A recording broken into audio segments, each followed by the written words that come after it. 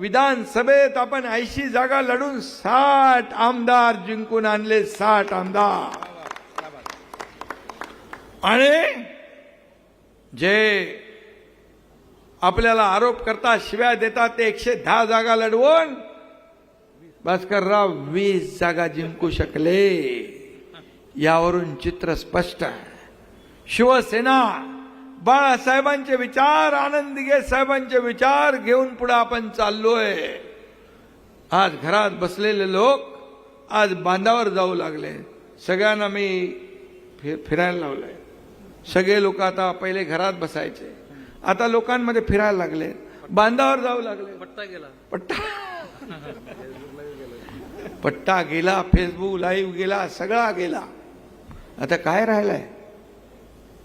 हा, आणि म्हणून फुकाचा ताटा आणि नाव उबाटा.